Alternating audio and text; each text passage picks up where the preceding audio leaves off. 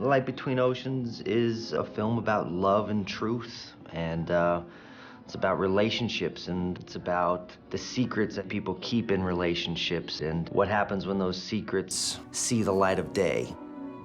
There are sort of very real human trials in this film, you know, the idea of losing a child. You go into places that require you to sort of get to a certain state. In this specific film, the nature and the feeling of being so small and just like the tiniest element in a bigger picture, which I think is part of what the story is about. Morality isn't about black and white and right and wrong. There is a gray area in which there's humanity and empathy and understanding.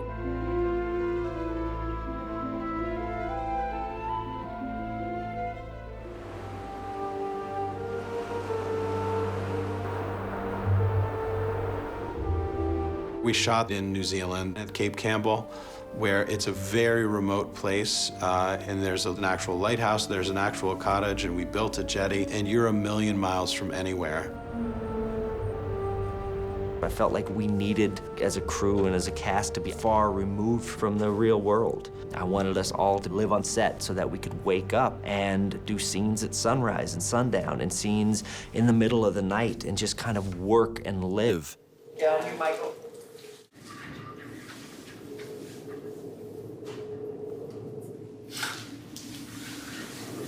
I just put in 2014. We lived on set. Derek, I, Michael, you know, the tiny crew, we lived on the beach 20 seconds away from the house. When it was suggested to me, I was like, yeah, right. Well, I kind of thought, you know, I'm going to need, especially with this piece, you know, I mean, it is very emotionally intense. Beauty, got it. Got it. I thought sometimes it's good to have distance from that at the end of a day and sort of flush everything out and come back the next day with energy and a freshness to approach the next day's work. So I was like, but I'm always up for giving something a go, and thankfully I did. Just walk up, because you're walking to the end of the pier. Okay, right? Okay. You have to be walking. Michael says once he was there on the island, he never wanted to leave because we had this area of creativity where we could experiment, all of us. You're living at the end of the world. There is something about that which informs their performance and inform the direction.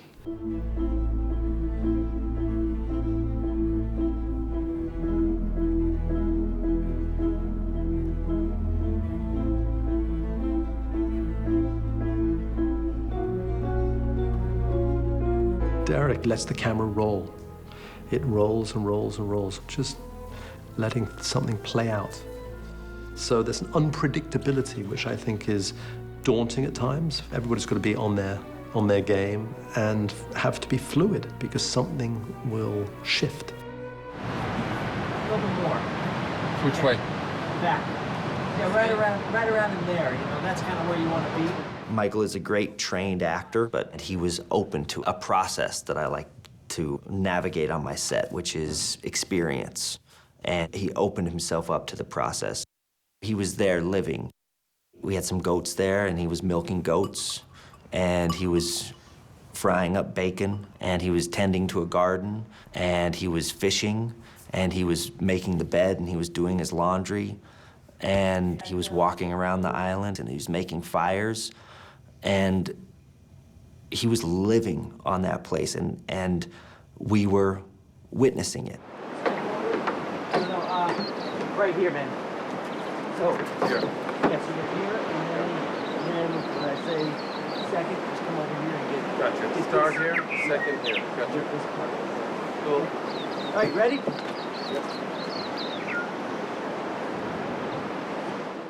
At the end of 3 days, he says, "What have we been doing? Have we been shooting the movie?" He was like, is this going in the movie, what we've been doing?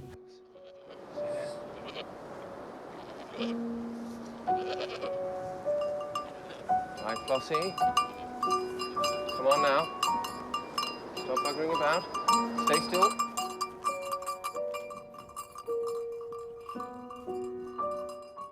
It's tiring. We'll do a lot of takes that, you know, just sort of run. But on the whole, it's been a very freeing, a very spoilt environment as an actor to sort of have, you know, the camera run for 20 minutes.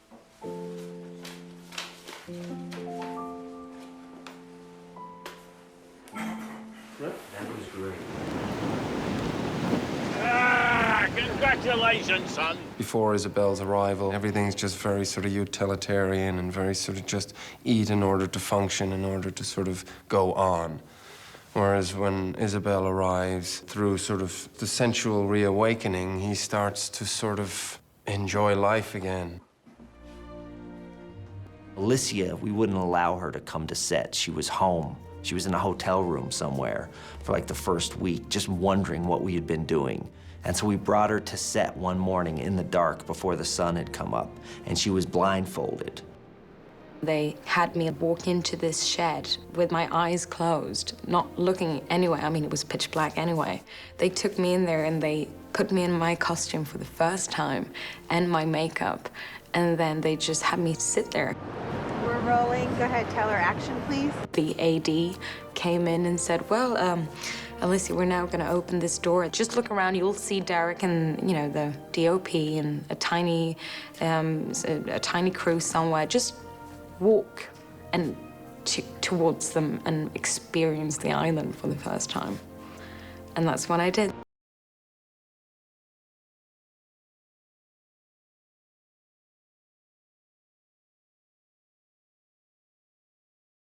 I ran up this hill as my character, and I got to use her, you know, childlike excitement. Then I walked up towards the lighthouse, and then on the other side of the hill, the sun came up. Maybe 5 seconds after I actually reached the top, and I was just struck by, I had never seen such a beautiful place in my life. And I got to actually experience that in a take of 45 minutes. When the sun came up as Isabel, but also it's something that I will carry with me forever.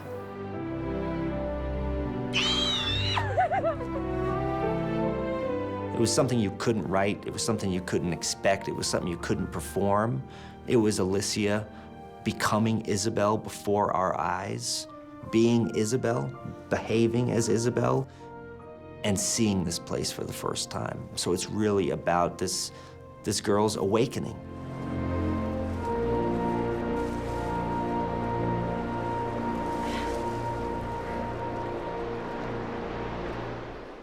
It's gonna be yummy, Mama. It's gonna be perfect. Just a perfect cake. Perfect birthday cake. Yeah. We had all the sets built up for us to be able to live in them. So all the jars and cans with all the 1920s labels, I knew that I could just open them and it would be food that I could eat, or it was a whole vegetable garden being built up. I was able in the morning, actually, if I had breakfast quite a few mornings, going to the chickens and I got my eggs and I made them in the kitchen. That is the biggest gift I've ever got, I think. To be able to actually spend so much time and live in that space. Enough, right? Sure. Gonna help me? Sure. When you're casting a romance, you want it to fit. And Alicia and Michael ended up working together in such a beautiful way. They ended up playing off of each other in such a beautiful way. It's been a real joy to be working with her, especially in the circumstances that we are. A lot of the script, it's just the two of us. The first day, it was like, give me something, you know, give me a new idea. And, you know, that is not very many times I've heard another actor say that. And I just, you know, spelled something out. Sing me a song. Then it's been totally okay with us of just throwing out ideas and trying things. Well, she looks so neat with her 2 white feet and the sheen of her nut brown hair. Should the coaxing elf I'd shake myself to make sure standing there. From Bantry Bay up to Derry came, from Galway to Dublin town. Never made I seem like the brown colleen that I met at the county down. It's a scene where she shaves him. A bit scary for a producer, I have to say, an actor shaving an actor. Can you imagine if it just went... But it's such an intimate, tender moment, and it's a new beginning. He looks younger. He looks more open. He's a changed man. That came from Michael, and it was just such a wonderful idea. And Michael, he's brave. You know, he goes for it every time. You know you're going to get something special and something different. Right. My turn.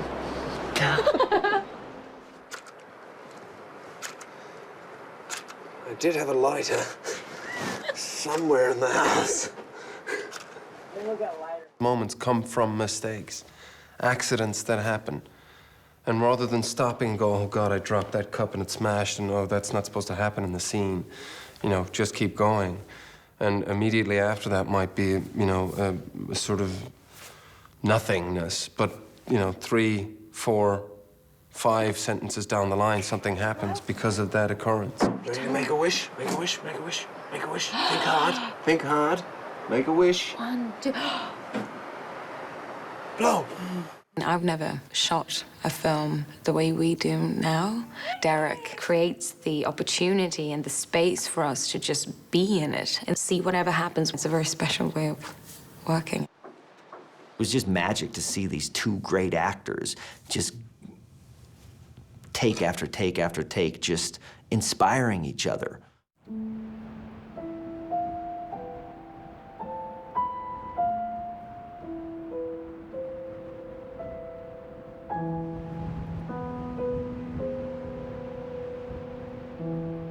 Most scenes in this film are very emotional, and it is very emotionally and very physically tiring, and you feel very exposed each time. No! When you reach that far level-wise, you know, with fear or, you know, wide emotion, I think it just pours out of you. And you feel very open and exposed.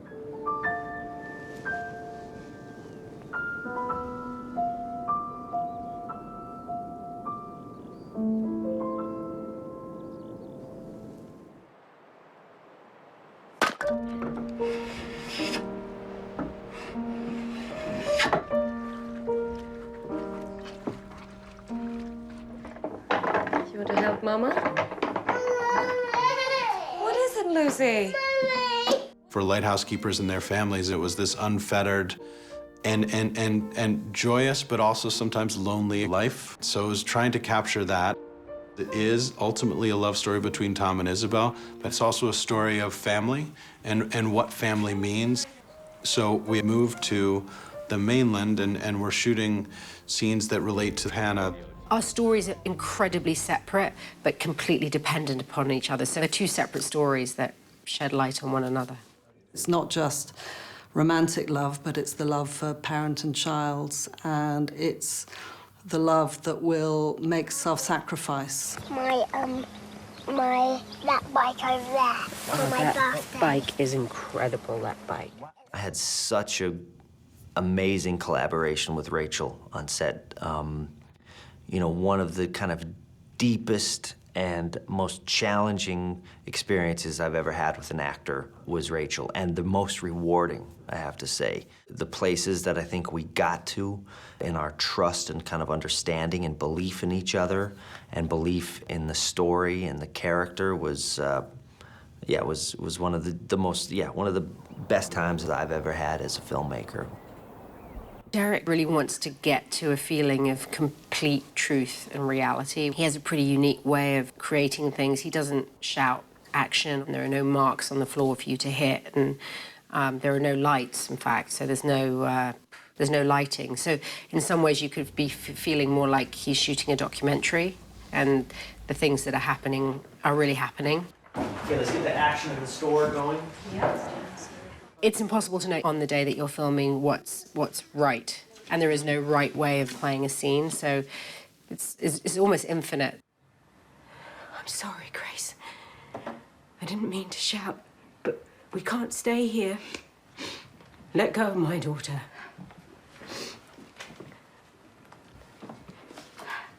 Let go of my daughter. Let go of my daughter now. Let go of my daughter now. How can you be so cruel?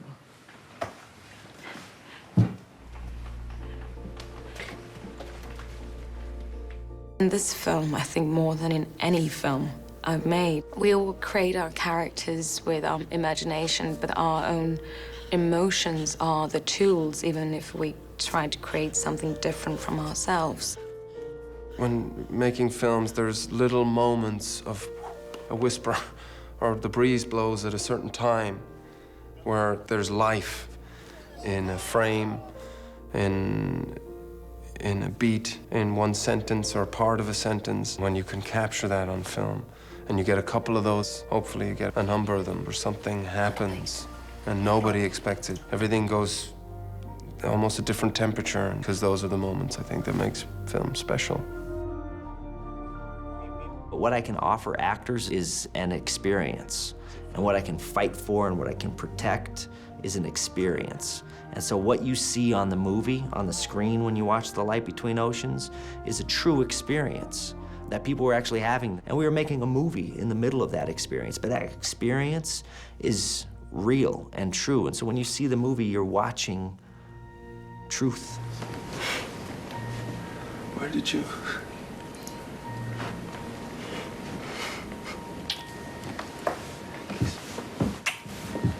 Thank you.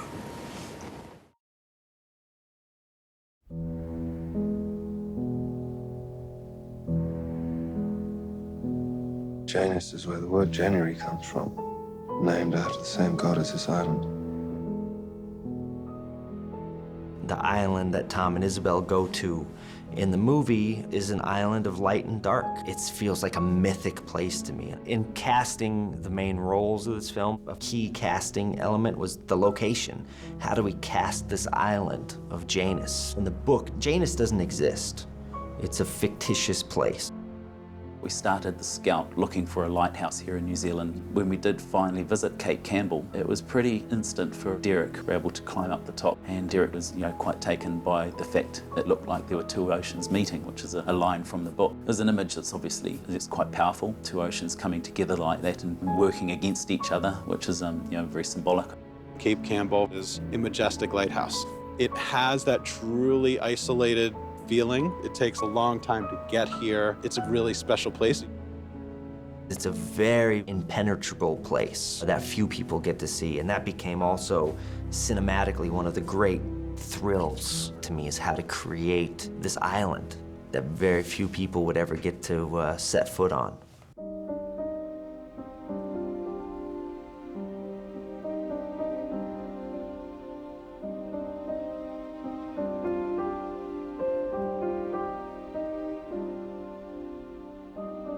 Taking care of a lighthouse out in the middle of nowhere, you're having to live from nature. But living here would have been very hard, and the communications would have been rather poor. You'd have supplies coming in by ship, and they would have grown their own vegetables. But of course, you'd have to be careful what you grow because of the salt spray and just the harsh conditions. So certain vegetables or fruit wouldn't have grown here, and generally it would have been a fairly hard life. Well, it's no paradise out on that island. Just want to make sure you know what you're in for. But a lighthouse is as far removed from society as possible. It's isolated. It can be a safe haven for a bit, but also it's quite claustrophobic. The first thing that I realized there was the wind, and I thought to myself, God, people can lose their minds with this relentless wind. This could drive you crazy. Made me think about that first and foremost, and about people that lived in those lighthouses, how that would get to you after a while.